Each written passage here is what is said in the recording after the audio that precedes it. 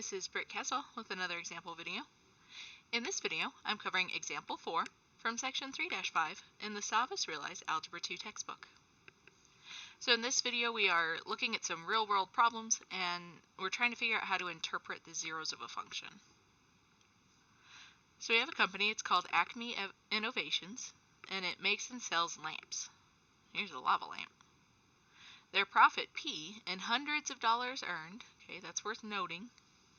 So the y-axis is the profit, is a function of the number of lamps sold, x, in thousand. So this x-axis is the lamps, okay? From historical data, they know that their company's profit is modeled by the function shown. Alright, so they took their data, threw it in a computer, did some kind of regression, and this is the formula that we got. It says, what do the zeros of the function tell you about the number of lamps that Acme Innovations should produce? So let's look at our zeros.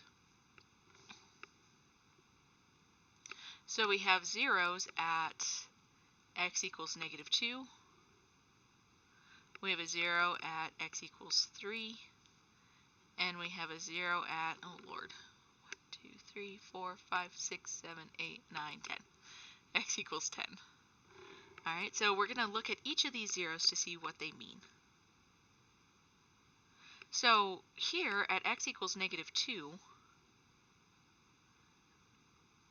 it starts to create a profit over here, doesn't it? Now, does that make sense? So they're selling a negative number of lamps, and they're starting to make a profit? That doesn't make sense, does it? Because if you just give away the lamp, you're not going to make any money. So this tells us nothing. Okay, it's a nonsensical part of the graph.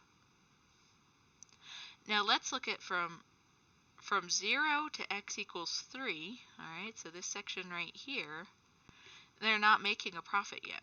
Alright, so if they only sell 1,000 or 2,000 lamps, they're not going to make much money out of it.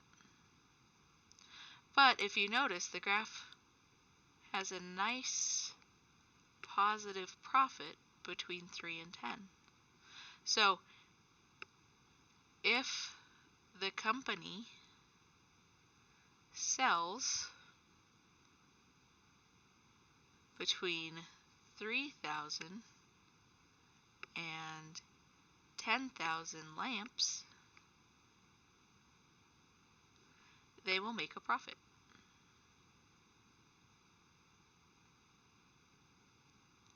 Right? And that's because our profit is above 0 in this section.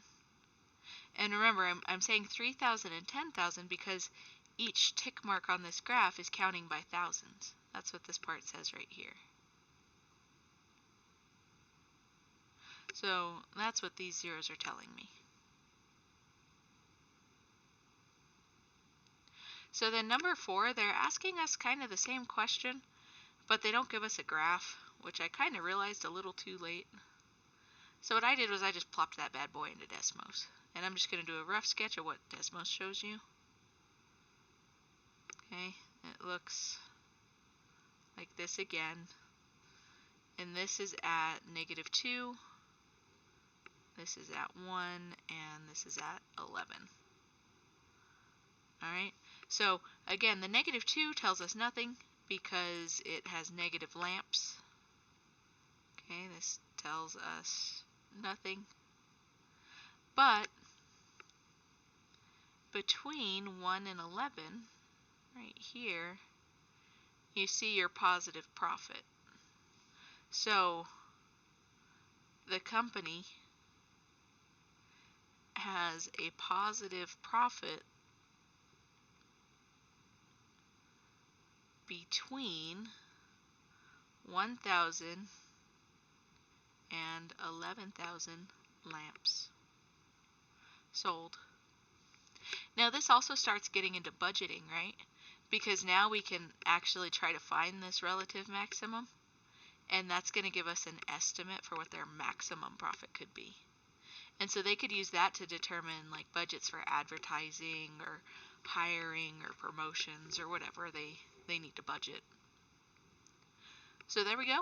That is how we interpret the zeros of a function. Until next time.